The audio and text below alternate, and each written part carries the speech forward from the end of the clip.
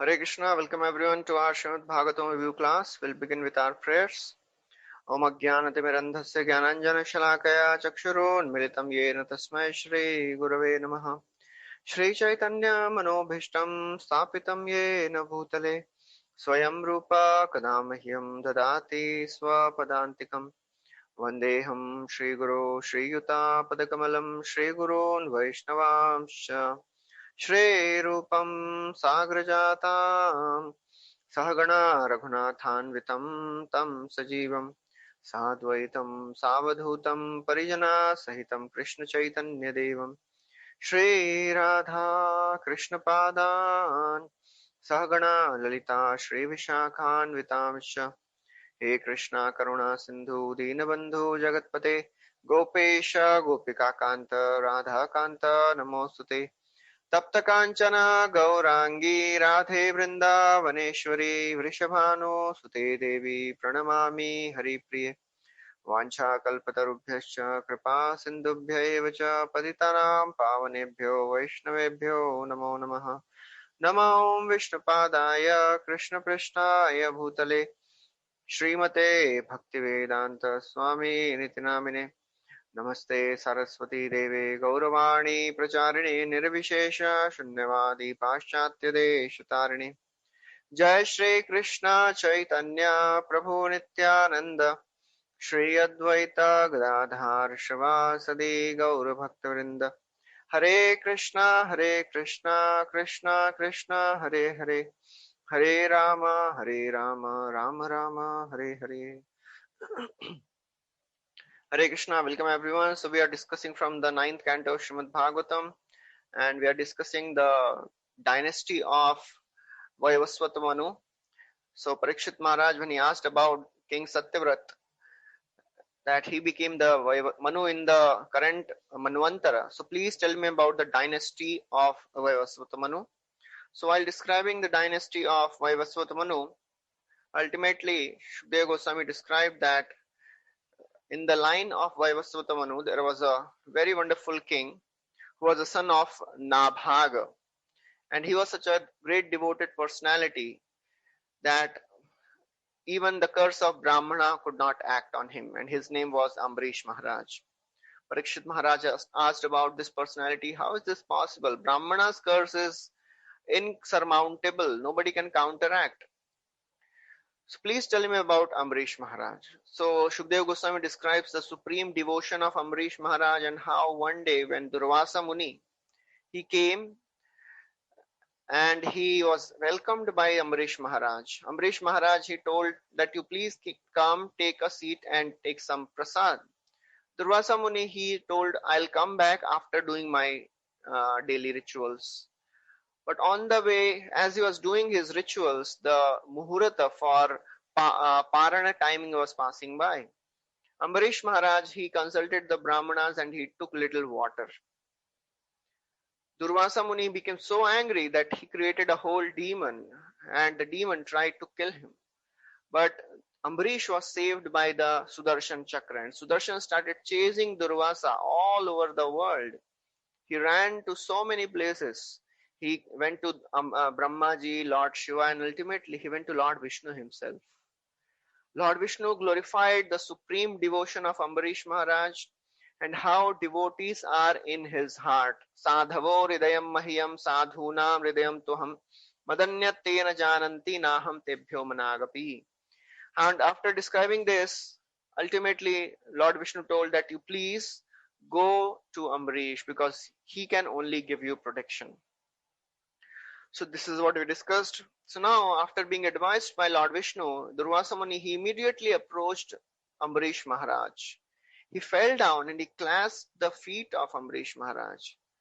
When Ambarish Maharaj, he saw that Durvasa, such a great rishi, great Brahmana, is touching his feet, he felt so very embarrassed. He felt so very ashamed. And as Durvasa Muni, he was clasping the feet of Ambarish, he was attempting to praise him. He was just about to praise him. Ambarish Maharaj, he was already aggrieved because, a Brahmana is touching his feet, and then he saw that Durvasa Muni is trying to glorify me. He became all the more ashamed. Immediately he understood the whole situation. He immediately started offering prayers to Sudarshan Chakra. He said, "O Sudarshan Chakra, you are like the fire, sun, moon, earth. You are the five sense objects. You are the five elements. You are the senses as well." He says, "O vision of the Lord, Sudarshan." Sudarshan means that vision which purifies. You have thousands of spokes and you are so very dear, Vishnu Priya. You are so very dear to the Supreme Personality of Godhead. None of the weapons can act in front of you because you are the destroyer of all the weapons. Please give shelter to this Brahmana. He says, "O Sudarshana, you are religion, you are truth. Tvam dharmas, tvam ritam satyam, tamagyo akhila yagya bhuk, tvam lokapala sarvatma, tvam teja paurusham param." He says, "You are religion, you are truth, you are encouraging words, you are the sacrifice, you are the enjoyer of the sacrifices also. Tvam Lokapala, you are the maintainer of this entire planet, entire universe, and Sarvatma, you are the maintainer of all the living entities also. Tvam Tejaha, you are the supreme prowess, and you are Paramam Purusham, you are the supreme power of Lord Vishnu." So Prabhupada writes, Sudarshan means auspicious vision. So how, somebody may be wondering, that why is Ambrish Maharaj is glorifying Sudarshan on the level of Supreme Lord? Because Sudarshan means the glance of the Lord.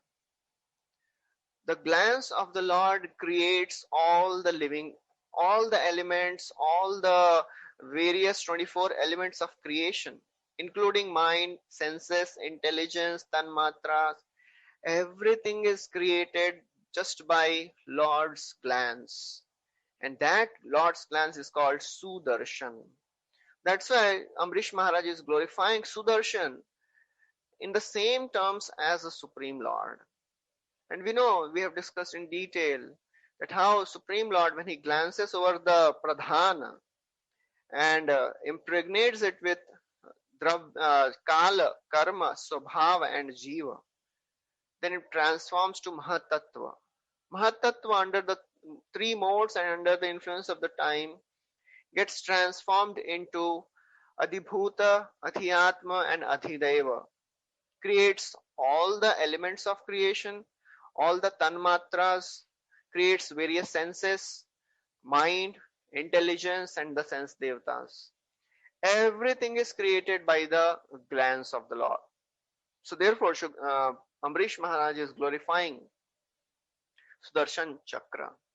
Namasunaba akhil dharma setave hi dharma shila surdharma ketave त्रैलोक्य गोपाय विशुद्ध वर्चसे मनोजवाया adbhut karma karmane grine. It says, O Sudarshan Namah, Sunabha Akhil. O Sudarshan, with your auspicious hub, you are Dharma Setave, you are the maintainer of religion. You are Dharma Shil Arsura Dhuma Ketave. You are the inauspicious comet for those who are irreligious. You are the maintainer of three worlds and you are the possessor of pure effulgence. Prabhupada writes that Sudarshana, he does not discriminate between a Brahmana Shudra and a demoniac Shudra. Who is a Shudra? Shudra means who does not know a devotee of the Lord, who does not understand the devotee of the Lord, who does not understand the glories of the Lord. That person is a Shudra. So there are some Shudras who are demoniac.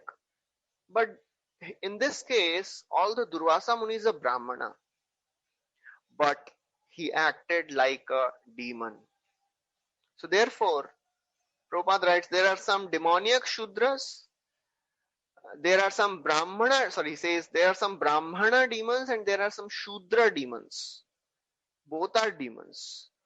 So Durvasa Muni acted like a Brahmana demon. Although he was a Brahmana, but he acted against a devotee. So therefore, anyone who acts against a devotee is a demon.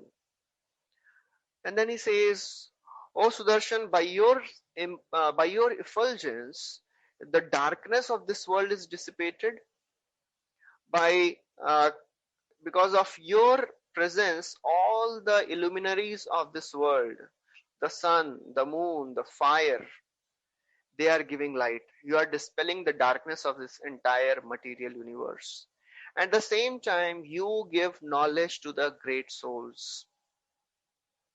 The Lord's glance helps us to distinguish between the superior and the inferior objects. So that's why Sudarshan means that which gives the clear vision. And that is the scriptures. The scriptures, they give us clear understanding of what is what. So Prabhupada writes there, in this world, illumination comes from the luminaries like sun and the moon. Sudarshan is the source of these luminaries. And also, knowledge causes illumination. The source of that knowledge is also Sudarshana. So hearing this, Sudarshan may say, I desire to play with this Brahmana, because Ambarish Maharaj, he spoke in his prayer that actually you are interested in destroying those who are like demons. Why are you destroying this Brahmana? Sudarshan says that, you may say that, I want to play with this Brahmana. So Ambarish Maharaj says, your field of play is not a Brahmana, but a demon. So he says, when you are sent by Vishnu, you enter the battlefield and you destroy all the demoniac living entities. You sever their heads, belly, arm, legs. You separate from their body. You are indefatigable. You never become exhausted of your power. Then he says, O Sudarshan, please kindly favor this poor Brahmana. If you favor this Brahmana, that will be favor on our dynasty. And then he says, O Sudarshan, you are Sarvasaha. Sarvasaha means you are all powerful. So therefore, you have been engaged by the Lord to kill the demons. Please don't trouble and torture and kill this Brahmana. So Chakravarti Thakur writes that Sarvasaha means, it has also another meaning. Sarvasaha means one who tolerates offense of the living entities. So Ambarish Maharaj is saying, you are Sarvasaha, you can tolerate the offenses of living entities. Please tolerate the offense of this Brahmana also. Even after offering so many prayers, Ambarish Maharaj, he sees that Sudarshan is not getting pacified. He makes an oath. He says, may this Brahmana be freed if our family has given charity, has performed sacrifices, properly carried out the duties and being guided by the Brahmanas. I wish that in exchange of all these activities, O Sudarshan, please release these Brahmana.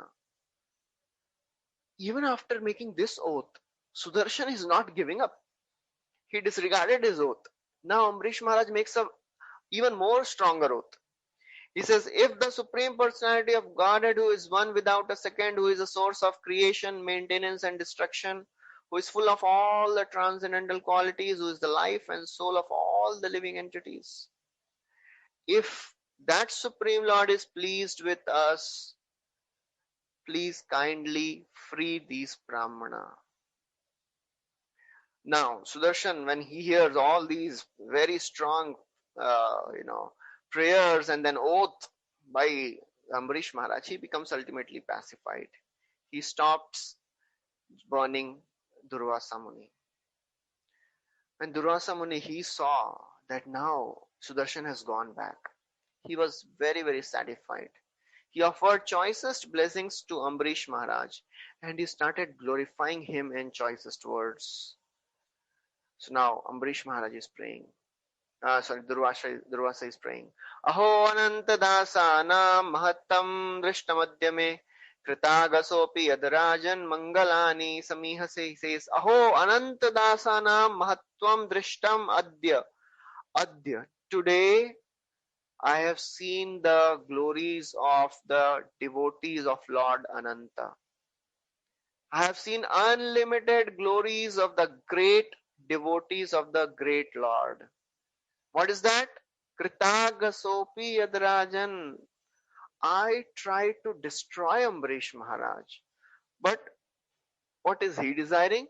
Mangalani Samihase. He is desiring my welfare. He is desiring my good fortune. Who can do this? Only a devotee of the Lord can go to such an extent. In this world, if somebody speaks some bad words to us, criticizes us, we cannot remain in a peaceful state of mind. What to speak of praying for that person? But this is the consciousness of great devotee. Even though he is tried to be killed, he is still praying for the welfare of of Durvasa. We see this in the case of Haridas Thakur also, when he was punished by being beaten in 22 marketplaces. All these cruel soldiers of Nawab, they were beating him very strongly. But even after being beaten for 22 marketplaces, Haridas, there was not a tinge of pain, sorrow on his face. He was smiling. On the contrary, he was praying for these soldiers. And after being beaten in 22 marketplaces, all these soldiers, they were about to die. So these soldiers, they told, "Oh Haridas, if you don't die, we will be killed by the Nawab." So Haridas Thakur, he said that if my being alive is trouble to you, I will die. So he went into Samadhi and they thought that he is dead. And many years later, when Chaitanya Mahaprabhu, he was telling in this Mahaprakash Leela, he was revealing every devotee, whatever form he wanted to see. He was giving all the benedictions. So he told Haridas Thakur, "Oh Haridas, do you remember many years back you were beaten in 22 marketplaces? I was ready to, send my Sudarshan Chakra to sever the head of all these soldiers. But because you were praying for them, I could not do anything." So that is the consciousness of a pure devotee of the Lord. He does not want anything for himself. On the contrary, even if somebody does harm to him, he prays for his welfare. And then Durvasa Muni says, "Dushkara konu sadhu nam dustyajo va mahatmanam yai sangrihito bhagavan satvatam rishabho harihi." Dushkara ko sadhunam. What is impossible for the devotees to do? That means what mercy cannot be given by the devotee. Devotees are supremely merciful. That is our hope. Devotees are supremely merciful, even more merciful than the Lord sometimes. We see in the case of Chaitanya Mahaprabhu, when he rejected Kal Krishna Das. When he came back from South India Yatra, he rejected Kal Krishna Das. He said, "Just take him out of my vision. I don't want to see him." Mukunda Jagadanand Swarup Damodar Charijane Nityananda Jagadananda Mukunda Damodar Charijane Yukti Tabe Korila Antar. All the devotees, they were thinking how to deliver this person. Nityananda, Jagadananda Pandit, Mukunda Sarkar, Swarup Damodar Goswami, they were thinking how to engage him back in service. So they sent Kal Krishnadas to Navadip to serve Shachimata. So therefore, what mercy is impossible for the devotees to give? They can give any extent of mercy. Dustyajova Mahatmanam. What is impossible to give up for the devotees? Devotees can forgive any offense. What offense cannot be forgiven by the devotee? So that is the supreme merciful nature of a devotee. He is ready to forgive all the offenses. At first place, devotees does not even take the offense. But, it is said that the devotee may forgive, but we should ask forgiveness from the dust of the feet of the devotee. What does that mean? We should serve the devotee to such an extent that he tries to give, mercy uh, voluntarily with his heart. So that is very wonderful. We have to serve the devotee so that devotee forgives that person from heart. And Vishwanath Chakravarti Thakur writes in Madhurya Kadambini that if somebody offends a devotee, what he should do? He should try to serve the devotee and get blessings from the devotee. But even if after serving a devotee for a long time, the devotee is not giving forgiveness, he's not giving his mercy, then what you should do? Then you should just helplessly chant the names of the Lord, praying for the mercy. So therefore, devotees will forgive us. They will not take even the offense, but it is our duty to serve them so that they can give their blessings from the heart. Many times devotees, they tell, Prabhuji, please pray for me, so what, and we may pray. Somebody may tell, oh Prabhu, please pray for me, and the devotees may pray, but the prayer which comes from the sincere grateful heart, if you serve that devotee and then devotee prays for you, that prayer is very, very powerful. So therefore, Durvasa Muni is saying, what is impossible to give up? Devotees can give up, they can overlook any offense. Yai sangrihito bhagavan sattvatam rishabho hari. Devotees, because they have achieved the Supreme Lord, the Supreme Lord is the master of his devotees. Yannam shruti matrena puman bhavati nirmalah tasya tirth padah kimva dasanam avashishyate. Yannam shruti matrena, just by hearing the names of Lord, puman bhavati nirmala. Puman, anybody can become pure just by hearing the names of the Lord. Tasya tirth padah kimva. What is impossible for the servants of the Lord? The servants of the Lord, they are always at the lotus feet of the Lord, the Supreme Lord, whose feet are called Tirth Pad. Tirth Pad means they are the holy places personified. And devotees are also called as Tirth Pad because they make the holy places into place of pilgrimage. Yesham samsvaranat pumsam sadyo shuddhyanti vaigrihat kim punardarshan sparsha pada shausha sanadibhi. So Parikshit Maharaj is telling Shukdeva Goswami, just by remembering a devotee, one becomes purified. Just by remembering. Yesham samsvaranat, just by smarana. Sadyo shuddhyanti vaigrihat. He becomes purified along with his entire home. Then what to speak of if somebody gets a chance to hear from that devotee, touch the lotus feet of the devotee, wash the feet of the devotee? What can be told about the fortune of this person?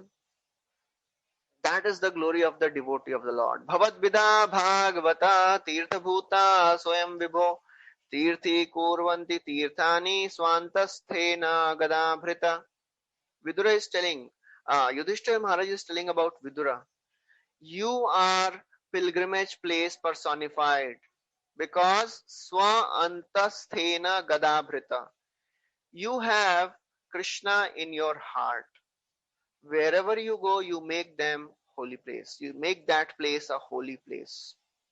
So therefore, Durvasa Muni is saying, O king, overlooking all my offense, you have mercifully saved my life. I am really, really obliged to you.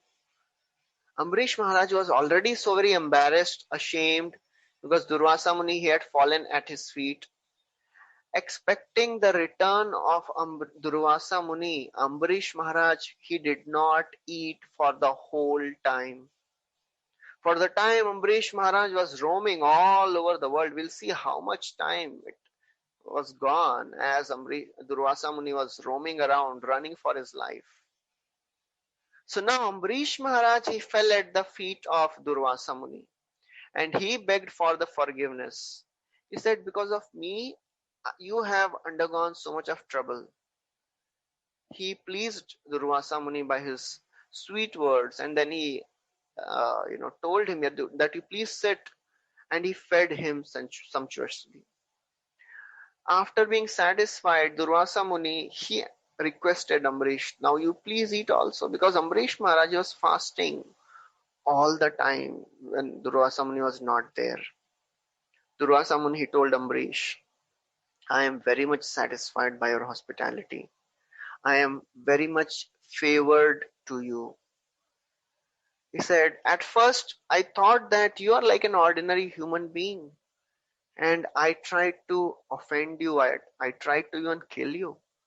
But now I have realized the glorious nature of your devotional service. He says, simply by touching, simply by seeing, simply by talking with you, I have become purified. In the 12th canto, Lord Shiva is telling the same thing about Markandeya Muni.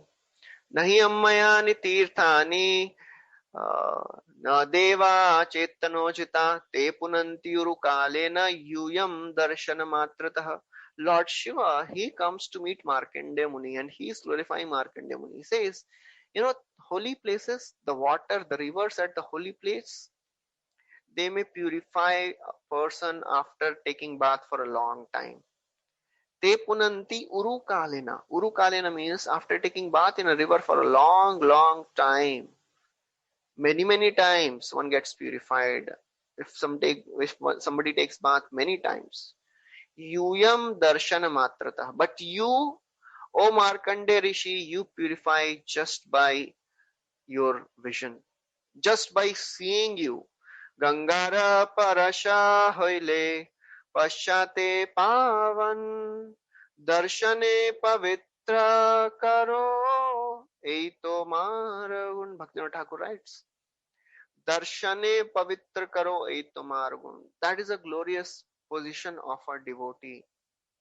So therefore Prabhupada writes in the purport, nobody should ever try to judge a devotee based on the externals. Durvasa Muni thought, oh, who is this Ambarish? He is just ordinary king, materialistic person. I can get around with this. Just by punishing him, I'll not get any reaction. He did not realize the greatness of a devotee.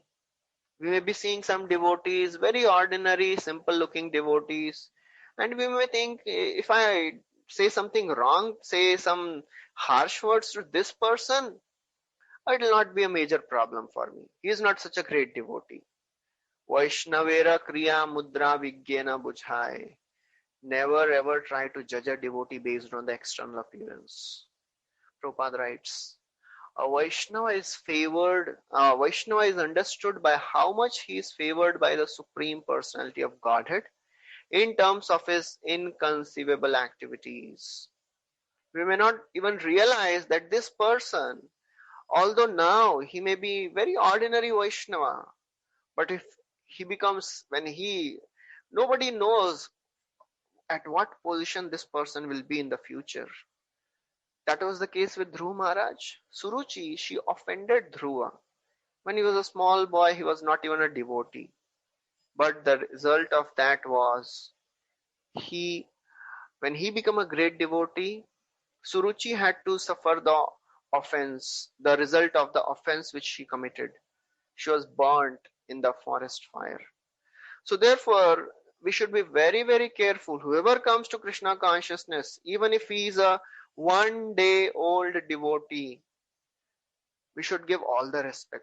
We should never ever disrespect any devotee.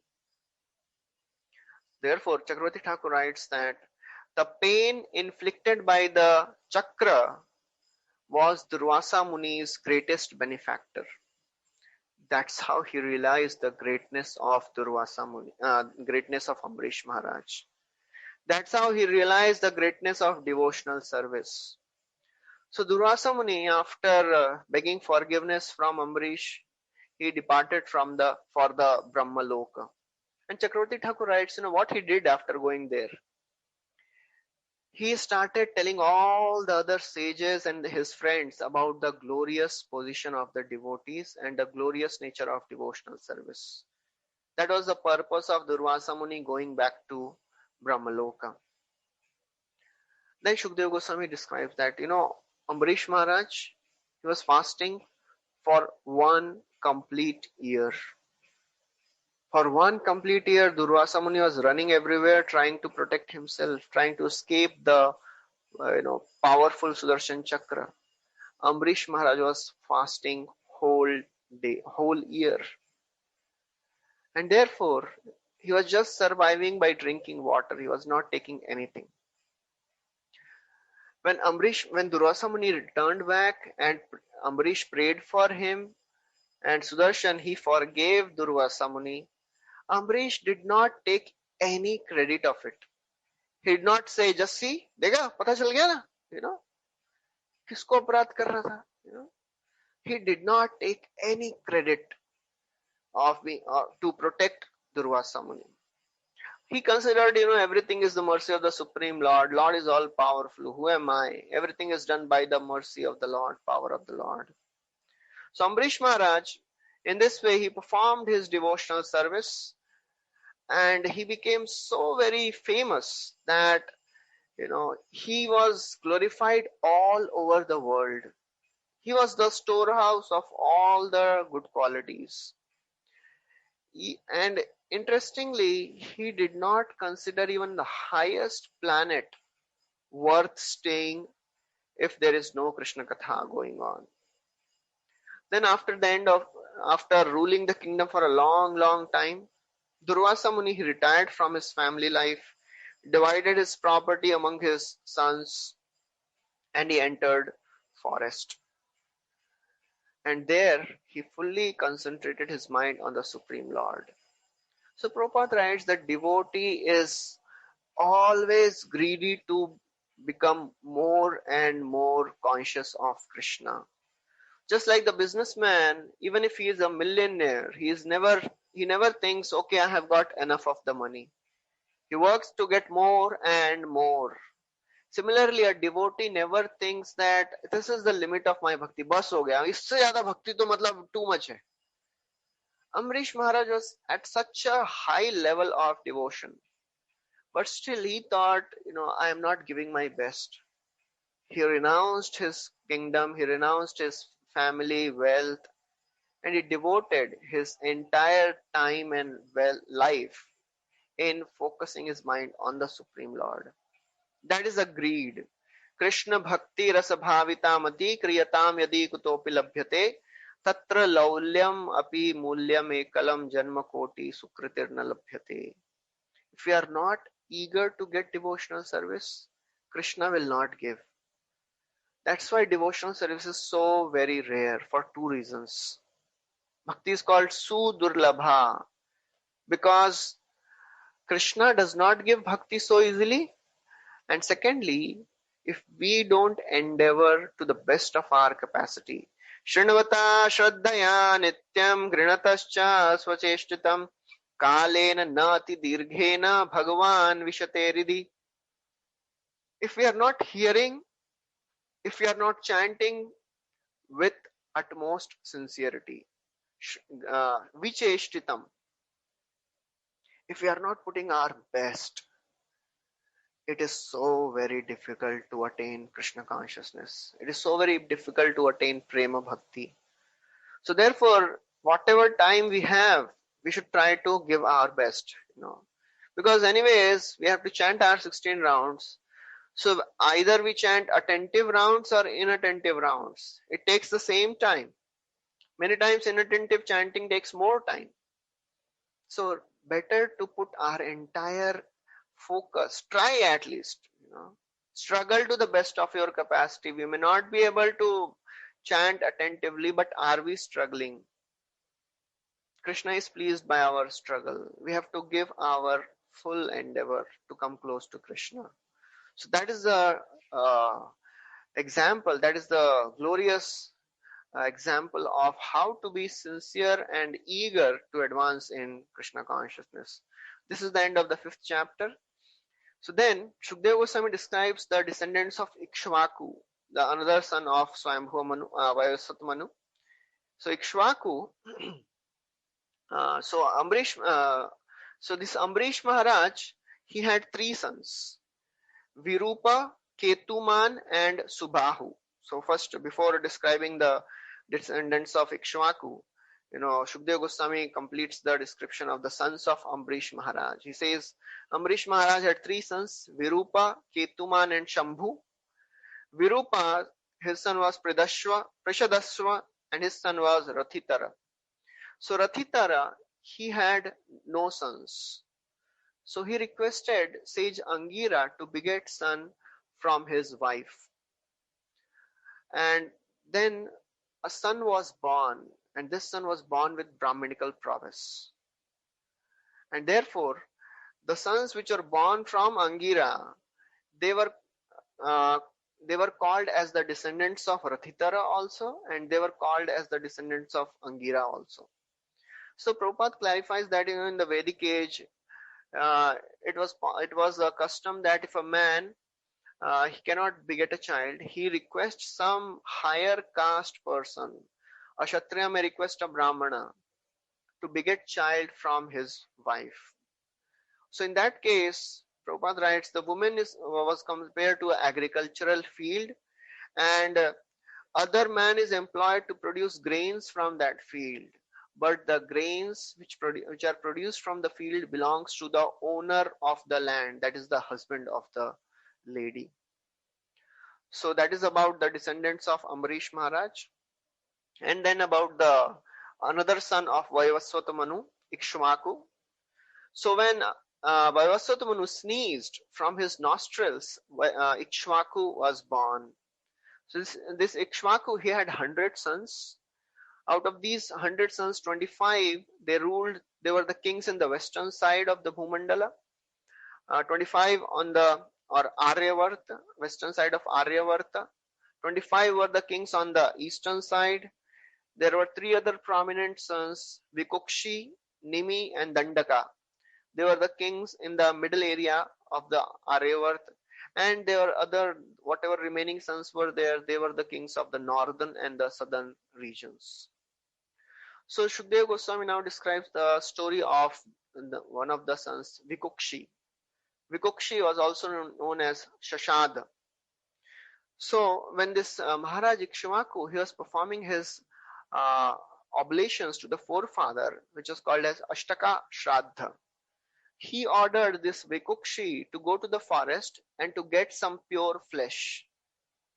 So Vikukshi, he goes to the forest and he killed many animals. So Prabhupada clarifies there, when all these animal sacrifices are mentioned, and the purpose was to do a sacrifice so that the power of the mantra is tested, and ultimately the animal is given a higher birth.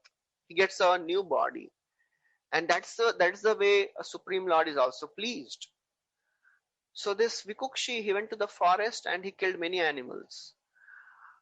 But as he was doing the hunting, he became fatigued and very hungry, so he ate a rabbit himself. So then he came back. So when he came back, Vasishtha, he understood, because he was a great sage, he understood that Vikukshi, he had eaten a rabbit, which was supposed to be offered in the sacrificial ceremony. So now the whole offering was contaminated. You cannot eat before the Lord is offered. So this Ikshvaku, when he heard this, he came to know, he became so very angry that he told Vikukshi, you leave this country. He ordered him.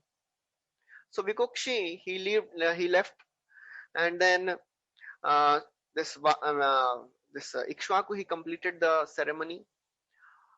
After completing this sacrifice, this Ikshvaku, he was instructed by sage Vasishtha on the transcendental knowledge. So therefore he became renounced, he left all his family responsibilities, and he entered the forest to perfect his life. And he actually elevated to the supreme perfection after giving his body. So now after Ikshvaku left, Vikukshi, he returned to his country, and he was given the position of the king. And he was a very great king. He ruled this planet Earth for a long time. He performed so many sacrifices to please the Lord. So this Vikukshi, because he ate rabbit, he was celebrated as Shashad. Shasha means rabbit, Ada means to eat. One who ate the rabbit. So then Shukdev Goswami, he continues the description of the uh, descendants of Vikukshi. So Vikukshi, he had three sons, Puranjay, Indravaha, and he had a son called Puranjay, and he was also known as Indravaha and Kakustha. So why he was known as Puranjay? Because he conquered the city of the demons. Once he was fighting with the demons, and he was on the war on the side of the demigods. He was fighting against the demons. So because he defeated and conquered the whole kingdom of the demons, that's why he was called Puranjaya. Pura means city, Jaya means one who conquers. Puranjaya. So it so happened then, Indra, he went to this Puranjaya to help him in the battle. So Puranjaya, he said that I will help you, but I have one condition. You have to become my carrier. Indra, at first, he did not like this proposal. How can I become the carrier? But somehow then he was, ordered by Lord Vishnu himself. So he became a bull. And Puranjay, he rode on this bull and he defeated all the demons. That's why another name of Puranjay was Indravaha. And third name was Kakustha. So Kakustha, he got this name because he sat on the hump of the bull. That's why his name was Kakustha. So Puranjay, when he was fighting against this battle, it was a fierce, hair-raising battle. And in this battle, he severed the heads of all the demons and destroyed their entire army. He sent all of them to the abode of death. Whoever demons they were remaining, they fled everywhere to save their life. That's how Puranjay, he conquered them and he gave all the riches, all the kingdom to Indra. Indra, he became very pacified and he blessed Puranjaya. After describing this Puranjaya, Shukdev Goswami describes the dynasty of Puranjaya.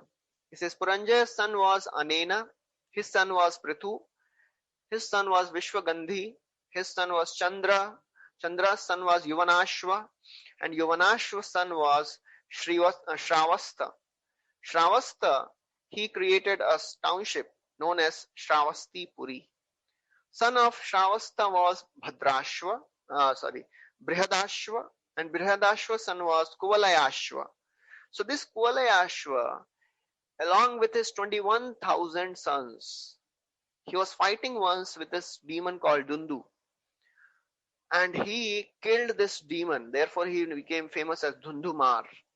But in this battle, all of his 21,000, but only three of his sons remained alive. All the other sons were killed in the battle. And the three sons who survived, their name were Dridhashva, Kapilashva, and Bhadrashva. So they were the only one who were remaining after this battle was over. So then after this, Shukdev Goswami describes that this one of the sons of this in the dynasty Kuvalayashva, his son was Dridhashva, then his son was Haryashva, Haryashva's son was Nikumbha, Nikumbha's son was Bahulashva, then his son was Krishashva, Krishashva's son was Senajit, and his son was Yuvanashva. So Yuvanashva, because he had no sons, he became so very morose that he, along with his 100 wives, they went to the forest and they retired from the family life. So when they entered the forest, the sages in the forest, they became very kind to this king Yuvanashva. So they performed the Indra Yagya so that this king may get a son.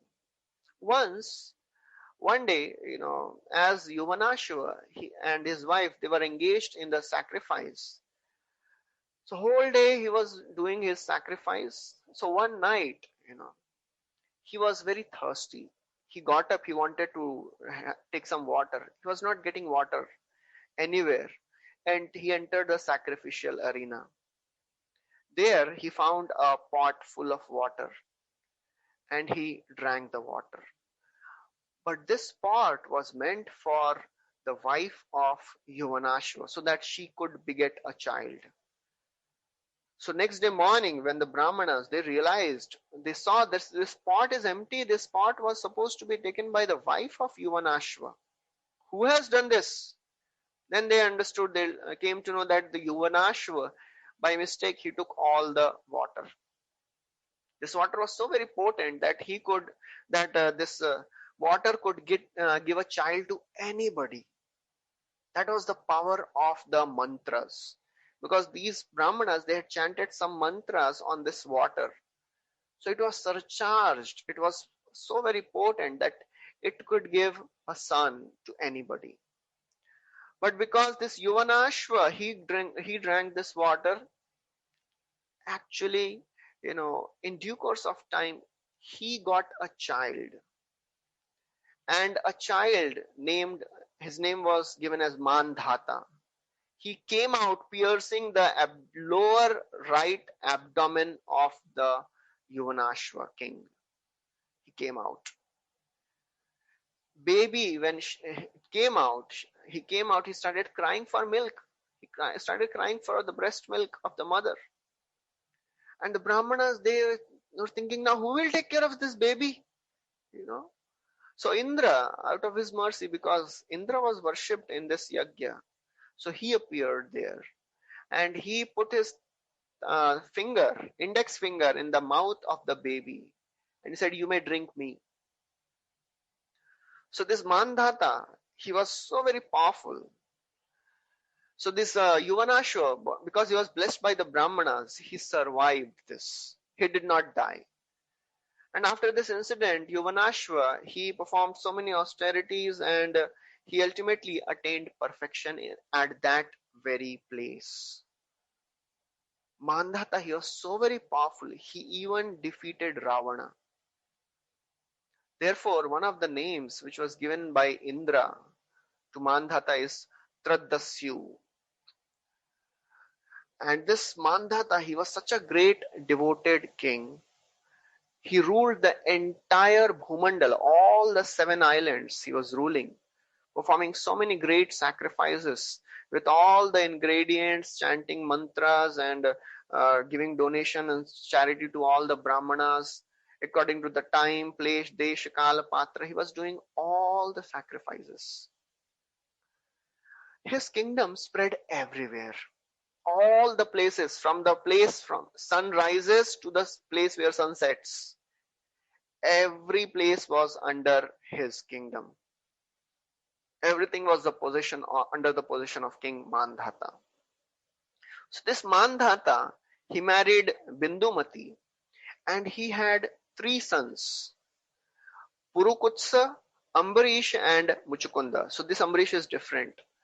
And then this Mandhata had 50 daughters also. So these 50 daughters, they married the great sage Shaubari Muni.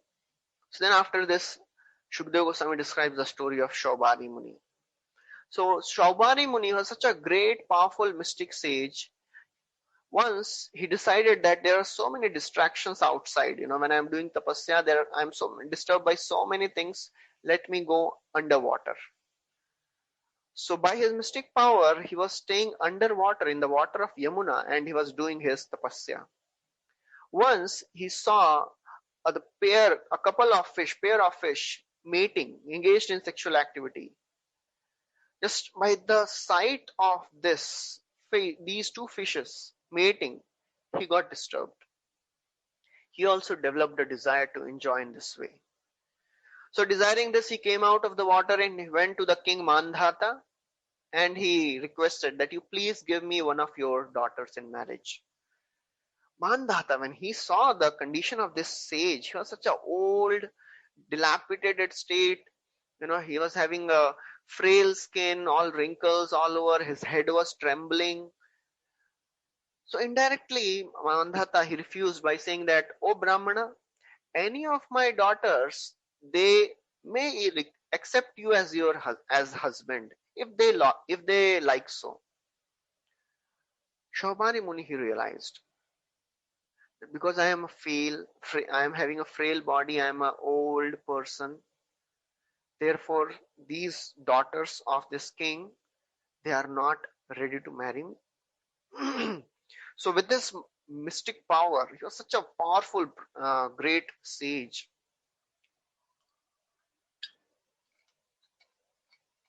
He thought, I will reform myself. I will reform myself to such a youthful and beautiful person that even celestial women will hanker after me. Then what to speak of these worldly ladies? So as Mandhata, he took one of the messengers of Mandhata. He took Saubhari Muni into the inner chambers where the daughters of Mandhata were there. Saubhari Muni, he transformed himself into a very handsome looking person.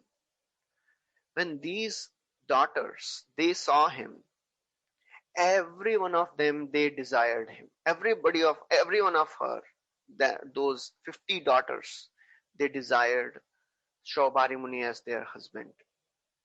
To such an extent that they forgot all their, familial relationship, all their sisterly relation, they forgot. They started quarreling among themselves. I am the best bride for this person, not you. That's how they were fighting. So ultimately, all 50 of them married to this Shobhari Muni. Shobhari Muni, after getting married to all these 50 daughters, he created all the wonderful, opulent things. We have heard in the description of how Kardam Muni, when he married and Devahuti was serving him for a long, long time, she was emaciated. So just Kardam Muni, to give pleasure to Devahuti, he created an entire aerial mansion with all the facilities. That is a mystic power. So Shobhari Muni was also a very, very powerful mystic yogi. With his mystic power, he created the entire facility for enjoyment. He created all the wonderful ornamented bed and beautiful garden, palace, lakes, fragrant flowers were there. There were birds chirping in the garden in front. He created all the facilities for enjoyment. He was wearing all the wonderful ornaments.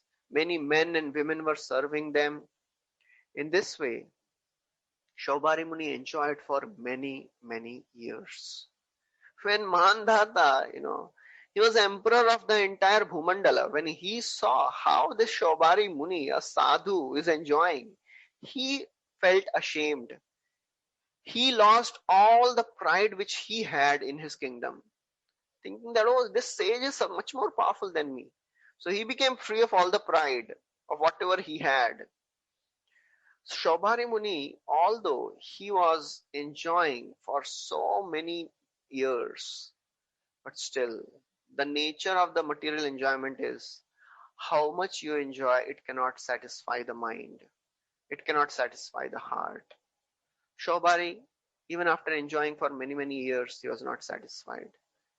The greatest example of the person who has the best of everything, but still he was not satisfied was Hiranyakashipu. Saitam nirjit kakube garat vishayan priyan yathopajosham hunjano natripyat ajitendriya. He had everything, whatever he desired, he attained it. Still, he was not satisfied because his senses were not controlled. So Shambhari Muni, because he was such a great sage, he was not satisfied. Just like a fire never ceases if you put drops of ghee on the fire. So therefore, Prabhupada writes that material desire is like a blazing fire. If you try to put some fuel on it to try to extinguish it, it will not go down. It will become more and more powerful.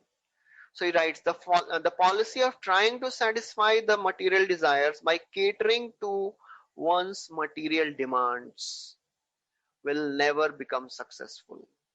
One can never become successful in becoming satisfied. The only way to become satisfied is to serve the Supreme Lord. Real satisfaction is Krishna consciousness. Bhuktaram yajnatapasam sarvalokamaheshwaram suridam sarvabhutanam gyatva mam shantim richati. One will get satisfaction only when one advances in Krishna consciousness. That is a real satisfaction. Otherwise, the desires, they are like the chains which binds a person. A person who is bound by the chains generally cannot run anywhere. But the chain of material desires is such a wonderful chain. The person who is bound by the chain of material desires run everywhere just to fulfill the desires. Ashanam hi manushyanam kasyadasharya shrinkhalah baddha sarva pradhavanti muktah tishtati panguvat. But the person who has no material desires, he can run everywhere, but still he sits at one place. Therefore, if we want to be satisfied in life, we have to accept Krishna consciousness to the core of our heart. That is the secret of blissful life. So one day, as Saubhari Muni, he was sitting in seclusion, he started thinking. He started contemplating about his fall down. How just by seeing the two fishes, I fell down. Prabhupada writes, and Chakravarti Thakur, he clarifies, that was not the actual cause of fall down of Saubhari Muni. Even we don't get disgusted or agitated by looking at the fish. We don't even realize what they are doing. Then what to speak of Saubhari Muni, such a great, powerful, mystic sage, who was doing meditation underwater. How can he get disturbed by looking at the fishes? And it is interesting, We may get disturbed by looking other animals engaged in sexual affairs, but fish, we don't even realize what is happening. So how is this possible that this great mystic sage, he became disturbed? Chakravarti Thakur gives the background, what happened.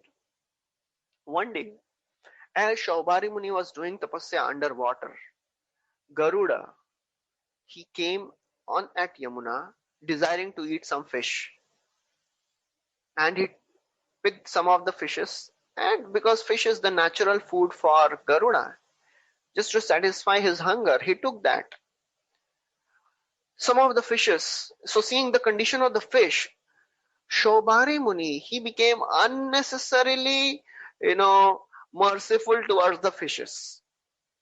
And he cursed Garuda that if you come here again and try to eat fish, you will die. Garuda, out of respect for this Brahmana, he did not come back.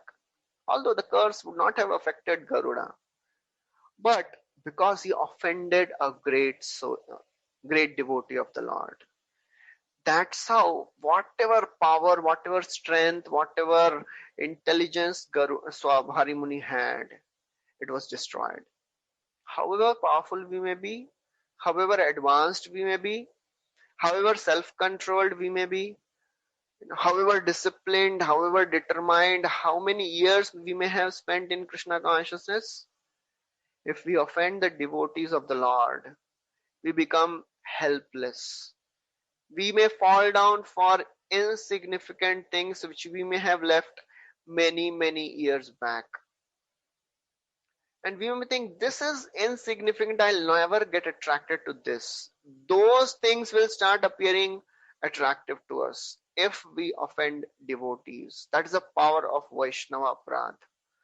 So therefore, we have to be really, really careful in this path of devotional service. One of the most important things which we have to be careful of is Vaishnava Aparadha. Otherwise, whatever advancement we may have done, it will be destroyed very quickly, very easily. That's why Chaitanya Mahaprabhu says it is like a Hati Matta Aparadha, a mad elephant offense. If somebody creates a beautiful garden, working for years with various flowers, fragrant flowers, lakes, various fruit bearing trees, birds chirping. So many beautiful things may be there in the garden. In our devotional life also, we may have become expert in so many of the fields. We may be able to speak some words, preach also, do so many services, management, attract so many people to Krishna consciousness. All these are the fruits of our bhakti. But if we allow one mad elephant in the garden, one offense against our devotee, everything will be destroyed. And Chakravarti Thakur writes, we may land up just like in a game of snake and ladder. We may reach up to 99, but if we offend a devotee, ultimately we may land not at 2, we may be out of the game. Our devotional credit may become sub-zero also. That's how offense is so very powerful. That is the lesson from this pastime of Shaubhari Muni, because he offended Garuda, such a great personality. He was thinking, I am the savior of the fish. So therefore, one should never ever impede any activity of a Vaishnava, thinking that I am qualified to correct him. So Shaubhari Muni, he was contemplating. He was thinking, alas, I lost the results of my years and years of austerities, my all saintly practices, simply by association of fish. Prabhupada writes a line in the translation. Everyone should observe this fall down and learn from it. How a slight offense, although it may be apparently a slight, but it was a grave offense on the part of Shaubhari Muni. Shaubhari Muni speaks about right and wrong association. Sangam tyajeta mithuna vratina mumoksho sarvatmana na visrijet bahirindriyani ekascharan rahasya chittamananta ishe yunjir tadvratishu sadhushu chet prasangah. He says, Sangam tyajet mithuna vratina mumukshu. One who desires liberation, he must give up the association of the people who are interested in family life or sex life. If we want to advance in Krishna consciousness, we have to be really very, very careful not to associate with the materialistic people. That's why it is said that, sense objects, they are dangerous, but more dangerous than the Vishay is the Vishayi, a materially inclined person. That's why it is said, Nishkinchanasya Bhagavad Bhajanonmukhasya Param Param Jigimashor Bhavasagarasya Sandarshanam Vishaina Mathayoshitam Cha Ha Hanta Hanta Vishabhakshanatopya Sadhu. So it is described in Chaitanya Charitamrita. Anybody who is in the path of devotional service, Bhagavat Bhajan Unmukha, and he wants param, he wants to cross this ocean of material existence. Two things he has to avoid. Sandarshanam Vishaina Mathayoshitam Cha. One should not associate with the sense objects, and one should not associate with the sense gratifiers. It is better to stay in a cage full of snakes than to associate with these people. So that's how Shaubhari Muni is contemplating. He says, Sarvatmana navisrijet bahirindriyani. One should not employ one's senses externally. That means in seeing, in hearing, in talking mundane things. That's why Bhagavad Gita Krishna says, when you are outside in the world, be like a tortoise. Withdraw all your senses inside. Don't explore the material world. Otherwise, we'll be attracted. It's like tortoise withdraws its limbs when it is faced with danger. Otherwise, even if one of the senses is allowed to roam around, it can attract the mind of a materialist. Indriyanam hi charatam yanmano nuvidhiyate tadasya harati pragyam vayurnavam ivambhasi. Just like the wind, strong wind can distract a boat. Similarly, if you allow even one of the senses to roam, it will distract us from the path of devotional service. Therefore, what one should do? He says, Ekas charan rahasya chittamananta ishe. One must stay in a secluded place and fully fix one's mind on the Supreme Lord. So Prabhupada clarifies here. A secluded place is not secure if it is not done with association of devotees. We should always be in association of devotees. That's why Bhakti Siddhanta Saraswati he says in one of the prayers, Dushtaman tumi kishera Vaishnava pratisthar tare nirjanera ghare tava harinama kevala kaitav. Just for the sake of getting the name and fame of the world, you are staying in a secluded place. People will say, oh, he is such a great sadhu staying alone. But nobody is staying alone. He's staying with 6 wives, mind and the 5 senses. Therefore, Shaubhari Muni says, Yunjit tadvratishu sadhushu chet prasangaha. Therefore, one should stay with the devotees of the Lord. And then he says, just see the power of the Maya. I was alone doing austerities underwater, and now just see, I have become a husband of 50 wives, and from each wife I have got 100 sons. My family has expanded to 5,000 people. There is no end to my material desires in this life or in the next life. Completely bound in this cycle of birth and death. My intelligence is completely destroyed because of the sense enjoyment. So in this way, after staying and contemplating for some time, ultimately Shaubhari Muni became detached.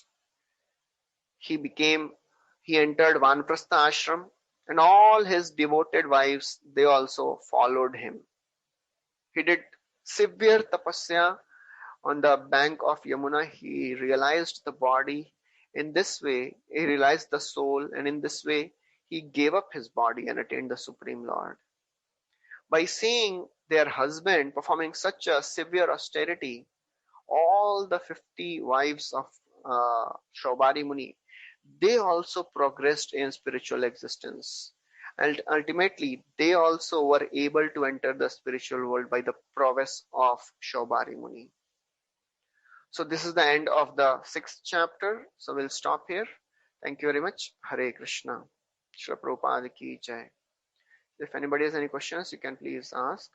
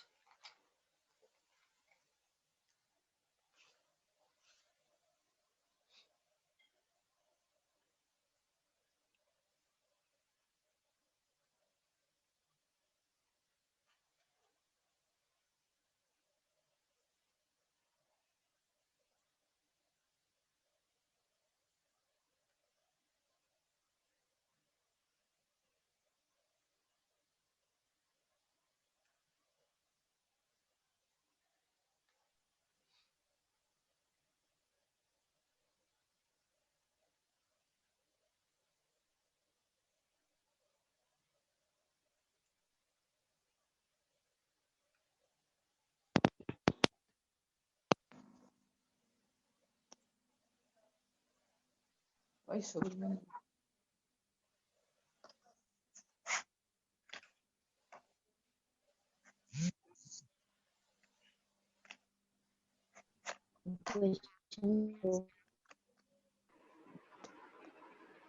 Hare Krishna. Yes, Hare Krishna. No, you're not even seen, that's why. No? Yeah, you have a question? No, Prabhuji, you were not to be seen for quite some time. So I thought. Okay. Hare Krishna. Yes, Hare Krishna. Yeah, Prabhuji, I have one question. How would this nature come to me? Because if someone says anything to me, I feel bad.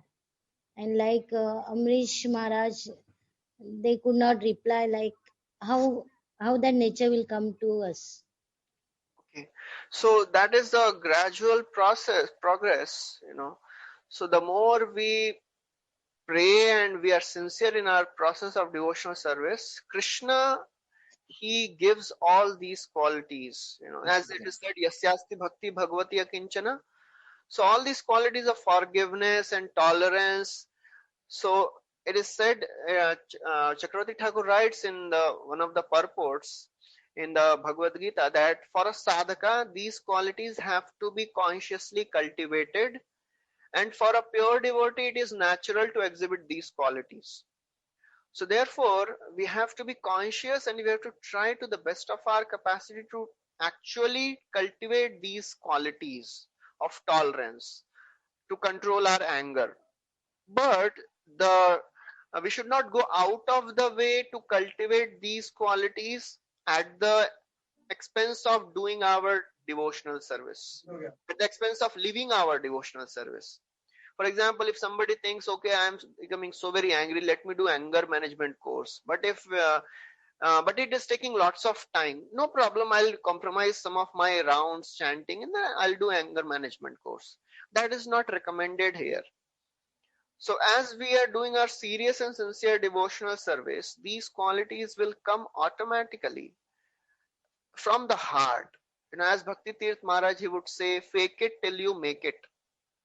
We may not be genuinely, forgiving somebody, but at least we should try doing it externally. We should be very, very prayerful, sincere at our heart, trying to do our devotional service properly. And then in due course of time, these qualities will become imbued in our heart. We'll imbibe these qualities to the core of our heart. So that is the important thing. It may take long time also, but we don't have to become discouraged. Just sincere, serious, and without ulterior motives. If we have these three qualifications, then Krishna will for sure reciprocate. We don't have to become discouraged. We don't have to become impatient. Utsaha, Nishchay, and Dhairya, all three are required. And because we don't know how many lifetimes we are having all these problems and anarthas. So if somebody thinks that I should become free of it now, as somebody said, oh God, please give me patience and I want it now, So that is the irony, right? So it will not happen so easily. It may take a long time, but we have to be serious and keep struggling. So that is the understanding. Okay. Okay, thank you, Guruji. Hare Krishna. Anybody has any other questions?